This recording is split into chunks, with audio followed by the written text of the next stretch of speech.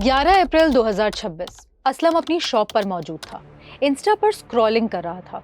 अचानक उसकी स्क्रीन पर न्यूड वीडियोस आने लगी। उस वीडियो को देखकर ऐसा लग रहा था कि सब कुछ लड़की की रजामंदी से हो रहा है। फिर एक के बाद एक वीडियोस पूरे शहर में फैल गई। इन वीडियोस और तस्वीर में कुछ लड़कियां नकाब में लिपटी हुई थी तो कुछ लड़कियां चेहरे को कवर कर रही थी।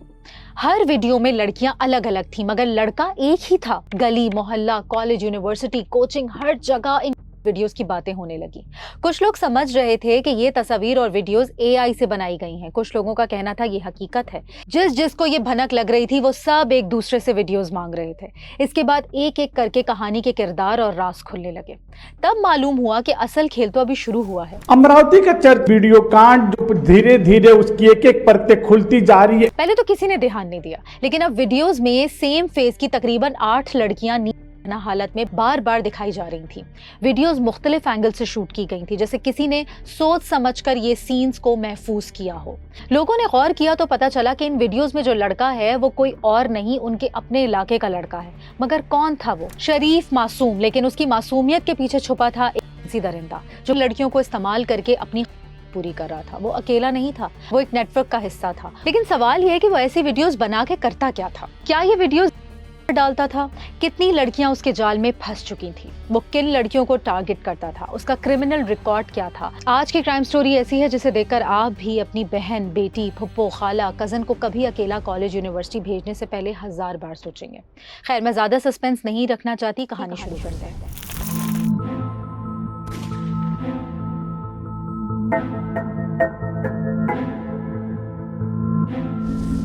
भारत की रियासत महाराष्ट्र। ये रियासत अपनी मॉडर्न लाइफ, बिजनेस, जंगलात और पहाड़ की वजह से मशहूर है।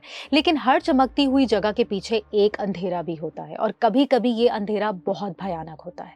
कभी कभी बड़े बड़े शहरों में क्राइम भी कोई छोटे नहीं होते। तो आपको लेकर चलती हूँ इस रियासत के एक शहर अमरावती के एक इलाके, कटोरा नाका के एक apartment, Kamal residency, 3rd floor, room number F6। यही वो जगह है जहां से इस कहानी का आगाज होता है। उज़ैर खान उम्र तकरीबन 19 साल और अयान तनवीर उम्र तकरीबन 20 साल। अयान के वालिद का पुरानी गाड़ियों को खरीदने और बेचने का कारोबार था। अयान, तनवीर और उसका दोस्त फ्लैट नंबर F6 में मौजूद है।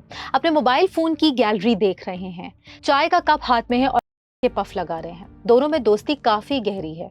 बारी बारी पफ लगाना और फ्लैट में साथ रहना, कॉलेज में एक ही डेस्क पर बैठना, यूनिवर्सिटी साथ एक ही गाड़ी में आना जाना, यही सीन बताते हैं कि ये दोनों आज से नहीं बचपन के दोस्त, मतलब लंगोटिया यार है।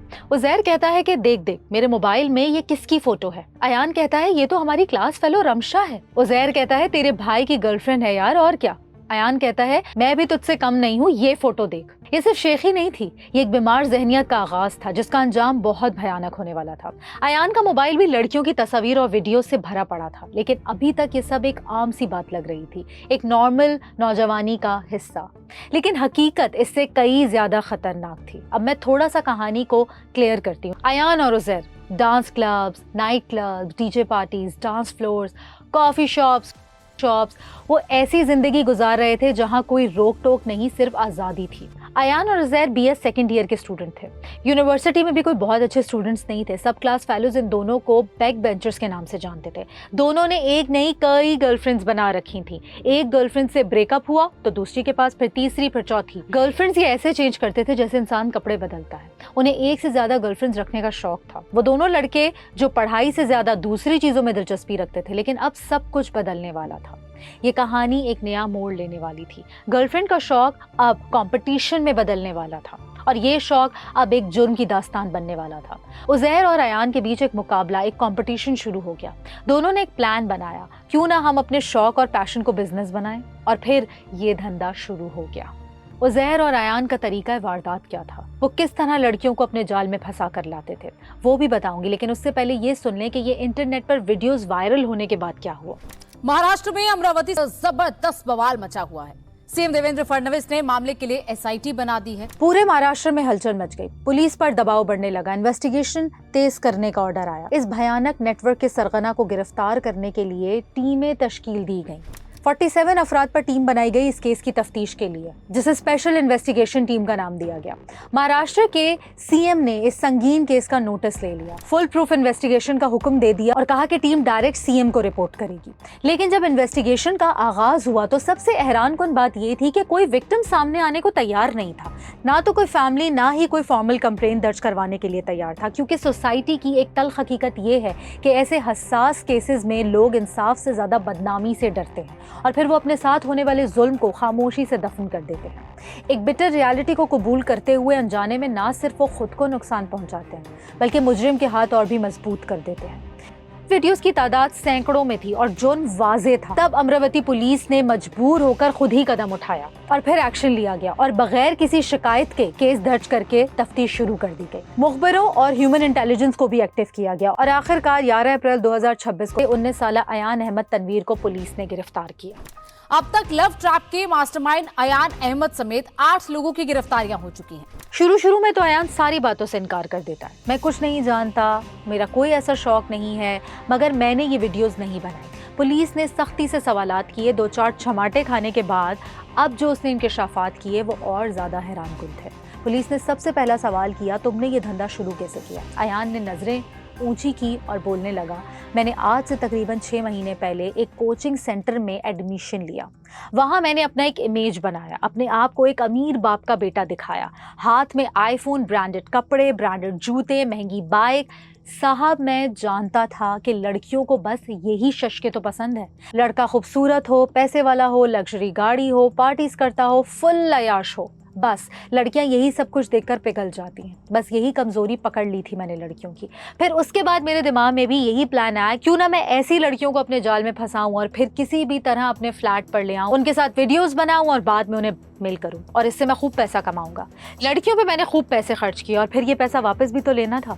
प्लान के मुताबिक मैं अपनी ख्वाहिशात भी पूरा करता रहा और पैसा भी बटोरता रहा। पुलिस ने अगला सवाल किया, ये बताओ तुमने सबसे पहले किसको टारगेट किया?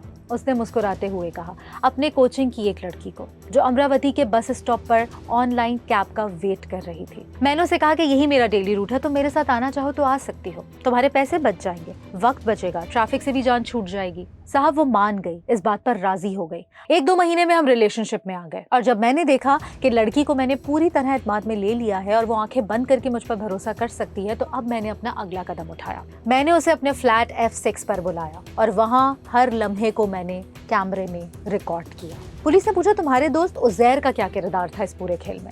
उसने कहा, साहब इसको मत छोड़िएगा, वो भी इस जुर्म में मेरे साथ बराबर का शरीक है। अब एक दूसरे में जब कंपटीशन हो जाता है तो उज़ैर भी गर्लफ्रेंड बनाने लगता है और जो अयान होता है वो भी गर्लफ्रेंड बनाने लगता है। लेकिन इसमें जो अयान होता है वो अयान जीत जाता है। उज़ैर तो शायद इतनी सफलता उसे मिल नहीं पाती है, लेकिन वो हर बार एक नई लड़की के साथ कमरे में जाता था। अयान और उज़ैर रोज एक नई लड़की को फ्लैट पर बुलाते। पुलिस ने पूछा कि पड़ोसियों ने नहीं रोका कभी? उसने मुस्कुराते हुए कहा कि साहब, पड़ोसियों का क्या, उनकी तो घर में भी कोई नहीं सुनता। थोड़ा सा शोर शराबा उन्होंने किया था, लेकिन मैंने अपने मालिक मकान को भी खरीदा हुआ था। ये सर फ्लैट है अंकुश खांडेकर का, बलगांव। तो मैंने 2-4 बार फ़ोन किया उसको, तो उसने फ़ोन उठा, बोला कि मेरा फ्लैट है, मैं किसको, मेरा भाड़े से मत दे भाई, फैमिली रख, ऐसा ऐसा चालू यहाँ पे, मैंने आफत आ जाएंगी एक आधी दिन। तो बोले मैं कुछ भी करूँ। तो इसमें ऐसे लगता है कि मालक इन्वॉल्व है इसमें, तो मालक पे FIR दाखिल होना चाहिए। पुलिस ने अब आखिरी सवाल किया, ये बताओ कि इन लड़कियों की वीडियोस किसने वायरल की? उस पर अयान ने कहा, सर मैंने उज़ैर को ये सारी वीडियोस और पिक्चर्स दिखाई। उस वक्त तो वो सिर्फ वीडियोस देखकर खुश हो रहा था, लेकिन वो आहिस्ता आहिस्ता सारी वीडियोस अपने मोबाइल में ट्रांसफर कर रहा था। बाद में वो मुझे मेल करने लगा, पैसे मांगने लगा, धमकियां देने लगा। जो पैसे हम मेल के जरिए लड़कियों से लेते थे, उन पैसों के लेन देन पर हमारी लड़ाई शुरू होने लगी। मैंने ये नहीं सोचा था कि इस लड़ाई के बदले वीडियोस वायरल कर देगा, और साहब उसने ऐसा ही किया। उसने सारी वीडियोस इंस्टा, फेसबुक, टिकटॉक पर वायरल कर दी। पुलिस ने उज़ैर और अयान पर दफ़ा 294 और IT एक्ट की दफ़ा 66 और 67A के तहत मुकदमा दर्ज कर लिया। मुकदमा दर्ज होने के बाद जो भी लोग इस वाक़े से जुड़े हुए थे उन्हें गिरफ्तार करना शुरू कर दिया। पुलिस जगह जगह छापे मारने लगी। पुलिस फाइल के मुताबिक 180 लड़कियों की चेन थी जो रोजाना उस फ्लैट पर जाती थी। पुलिस ने अयान और उज़ैर के मोबाइल और लैपटॉप से 350 वीडियोज रिकवर की। और अभी ये बात भी इस तफ्तीश का हिस्सा है कि अयान उन वीडियोज का करता क्या पर डालता था। अभी तक 8 लड़कियों को आइडेंटिफाई कर लिया है। मजीद 4 लोगों को भी पुलिस ने गिरफ्तार किया है। इन्वेस्टिगेशन में पता चला है कि उजैर और अयान ये दोनों अकेले नहीं थे, ये पूरा एक नेटवर्क रन कर रहे थे। पब्लिक इतने गुस्से में थी कि जिस फ्लैट में चल रहा था वहां लोगों का हुजूम जमा था। क्रेन मंगवाई गई और पूरे घर को ही जमीन बोस कर दिया गया। इस केस में एक और इंकिशाफ हुआ। अयान का ताल्लुक एक पॉलिटिकल पार्टी से था। वो हर रोज बड़े बड़े मंच पर सेलिब्रिटी बनकर जाता और अवार्ड्स लेता, तस्वीरें खिंचवाता।